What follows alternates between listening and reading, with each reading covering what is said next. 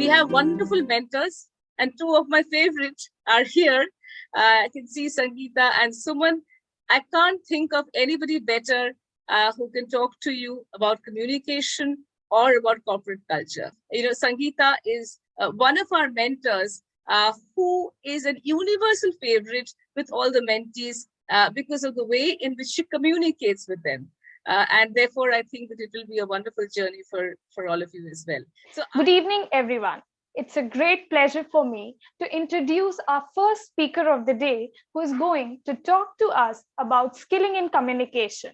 She works as an inner growth and happiness mentor. She is the founder of Life, a spiritual gym, which is an interactive platform for introspection, inspiration, and insight. She is a certified metaphysics practitioner from the UK. She is an author, a motivational speaker, and co-founder trustee of Maheshwari Foundation. Her videos, media articles, vlogs, and interviews address social, emotional, mental, and spiritual health issues and ways to improve quality of living.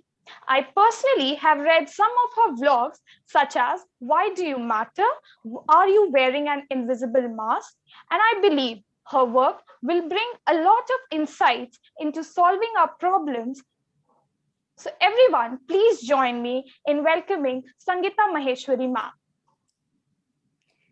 Thank you so much, Aditi. That was such a beautiful introduction. And thank you, Madhura, and the entire faculty of Patna College and Aspire for Her for this opportunity. I am just so overwhelmed with such aspiring students of Patna College, and really looking forward for this rest of the webinar. And you know, you were talking about Sir John, you were talking about change, and you know that we've all been thrown off, but you know, change is the only permanent thing in this world. And actually, we've all witnessed it, and it has thrown us off, but every dark cloud has a silver lining.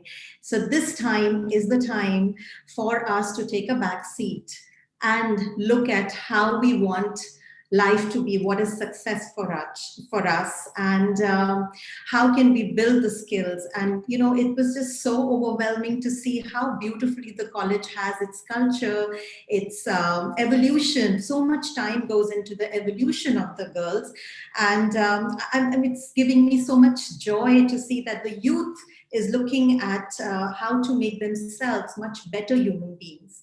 And you know, people talk about success and high performers. And a lot of people think that high performers are ones who work the most or who make the most money. But contrary to that, high performers are those who actually work on building soft skills and make themselves capable for an all-round development, and that can sustain them on a long-term success, and also potentially lead others to do the same. And I'm sure Patna College, all the women, all the young women, they are being groomed to be leaders and to be high performers. And I look forward to engaging with all of you with more questions and answers and insights. Thank you. So ma'am, the first question is, why every employee needs business communication skills in any organization? You know, every business works to succeed. That is the motto, that's the purpose of setting up a business, right? And the strength or the success lies in the employees. It's the collaboration, it's the teamwork, it's the philosophy, it's the core strength of any business. So the soft skills, the communication skills, they actually bond and follow, they align the employees to the culture, to the corporate culture. So that is why soft skills are very, very important. Now, if I had to talk about communication skills, The first, of course, being you have to plan your communication. You should have problem-solving techniques. So you should be able to find out what is the problem, what is the cause of the problem, how do I find a solution, how do I tap in to make sure that the problem is always looked after, and should it come again, I have a solution for it. The fourth one is personal development, that is personal presentation. So once you present, you are the face of the organization. So when you are meeting clients or you are representing the company, and if you don't exude the confidence, then it doesn't speak very well of the organization. So that is why it's very important, the personal presentation. And of course, the fifth, that I call it the 5 Ps, is proactive. It's very important to be proactive. It's very important to be curious. So all these aspects need to be developed. These are all communication skills that develop and make you a much rounded person. And that way you can add to the efficiency, to the productivity, and the business, of course, is able to sustain and succeed. So that is why soft skills and communication skills are one of the most important elements of any business. Ma'am, could you please light upon the fact that how could remote workers upstand in the corporate world where communication is the nexus of success? Any tips on how they could enhance their communication skills being in the same place without being disheartened? Yes, it is.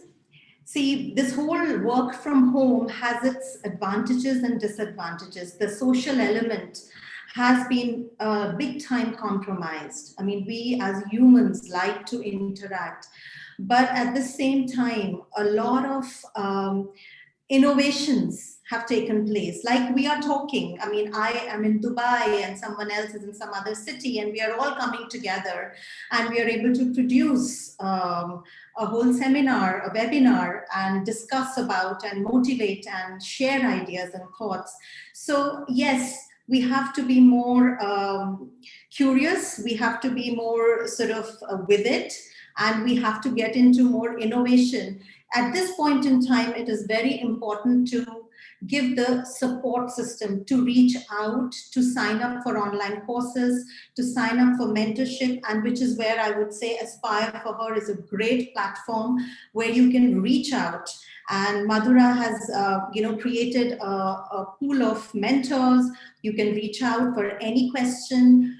There are ambassadors, young girls who are already driven and found their answers. So this is the time to look out for platforms that can support you with whatever doubts and questions, and maybe you're going through a bit of a dip or low in confidence.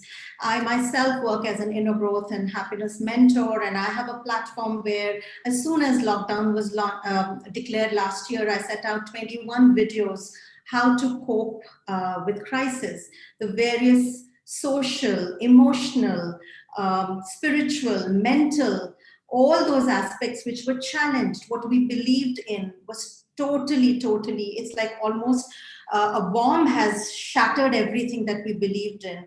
And that is why we have to relook, we have to revisit everything and look out for mentors, look out for support, look out for friends who can, be aligned on the same path. And there are so many mentors on this platform of Aspire for Her, and they have had years of wisdom. And, when you reach out for such platforms and sign up, you do benefit hugely.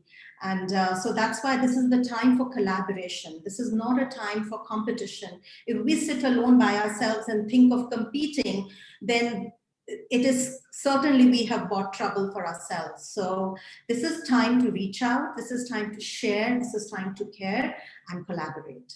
So, ma'am, what role does culture play in communication skills? Like, how does it influence our communication skills?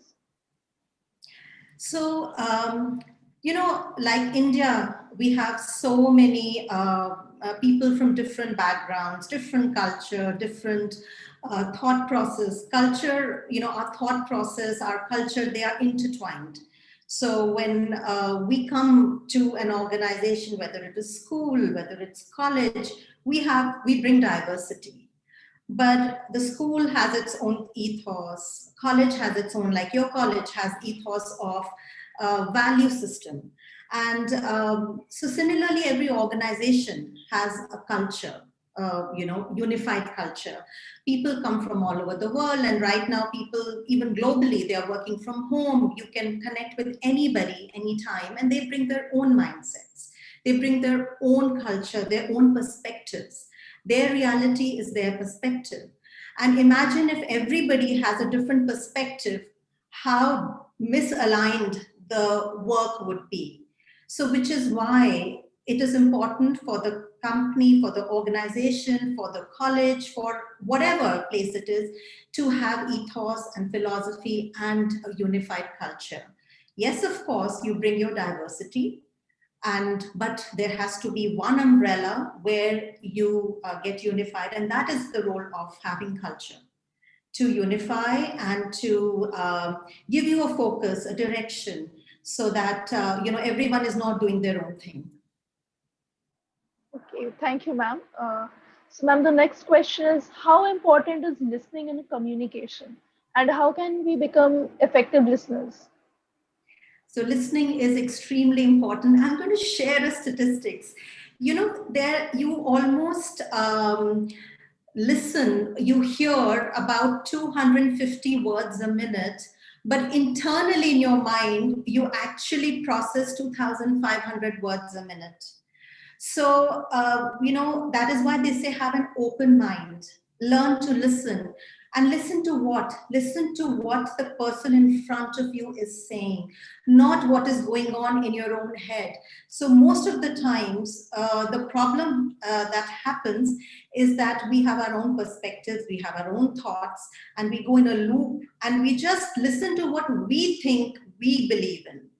And as a result, no matter what the other person has said, we haven't really paid attention. And the art of listening, or the proactive listening, is to calm down that inner chatter that goes on. And of course, you can calm that down by being mindful, by doing various exercises, by learning to calm, by meditation, by writing, by listening to calming music, by developing other hobbies that can take away the stress, that can take away the anxiety. And then once you're able to do that, once you're able to quieten the inner chatter that is going on, then you can actually listen. And when you listen, then of course you know what the other person is saying. And that is part of communication. If you don't know what the other person is saying, where the other person is coming from, what the misunderstanding or what is the perspective of the other person, then you cannot form a strategy. To build a strategy, to have an alignment, to have teamwork, you have to listen. And you can only listen with an open mind when you shut your inner chatter for some time. So listening is a very, very important tool for communication skills, not only in corporate world, but also in your personal life, in your social engagements, in any sphere of life. Can culture, gender, nationality, or social class have any effect on communication? For sure. Every country, every culture has its own belief system. And, typically in India, for example, we are grown up, we are brought up as women to sort of be polite and not say so upfront what we feel. Whereas there are Western countries where it's, encouraged to just speak your mind. So culture does have a role, it does play a role, and which is why, it is very important for us to have this cross section, have diversity, and interface, interact with others as to what challenges they had, how they faced it, how they overcame their challenges. When you want to speak something, you have these inhibitions. Should I say? Because I was brought up differently. I was told if I say it, I'm not considered to be, sort of a sensible person, a polite person, a well-groomed person. Every country has its own definition of grooming. So yes, it does affect. So, ma'am, how can we express our thoughts without like making them feel bad about it? Should we think like we should think a lot? Like some people think a lot before speaking. So, ma'am, how can we tackle that? So first of all, what we have to do is ask ourselves, are we taking it as an attack? Because the biggest gift you can give to yourself is to do your own healing, to work on your own anxiety, on your own perceptions. If you feel people are coming to attack me or they don't believe me, then that you are going to manifest that. So first of all, you have to ask yourself, why am I thinking, that I cannot speak? What is it that's holding me back? So you have to ask yourself those questions. And you have to work on building that confidence. Confidence is very important, and it's not just an external confidence. So when you know clearly, like Suman had said, that you have to speak up, you have to learn to speak up. So you don't have to be hostile. You can be firm, yet polite. So there is something called reaction and there is something called response. You react when there is a lot of drama going on inside you, when there are a lot of stories going on inside you, when you feel you are being victimized. And then you are caught in that loop that, oh, last time also she did this with me, and again she's doing it. And then you're totally out of control. You get emotional, you get hyper, and you lose the battle before, and it becomes a battle. It doesn't have to be a battle. So when you actually listen, which is where I go back to listening, you calm down that chatter, those accusations that are going on, those stories and dramas that are going on in your head, let go of them and actually listen to what the other person is saying. And when you listen and you find facts and not drama, then you're able to receive it a lot better. And you're able to respond it a lot better. And once you respond it, the other person receives it better. Because emotions, they completely take over your ability to listen. So it's great to have emotional intelligence, but you have to know where to use it. It's great to have empathy. Use it to empathize with the other person, to build compassion for the other person and for yourself. It's very important. You cannot give to others what you don't give to yourself. So you have to fuel your own self first and believe in yourself and trust in yourself. If you do that, then only will you project that confidence and trust and belief to others.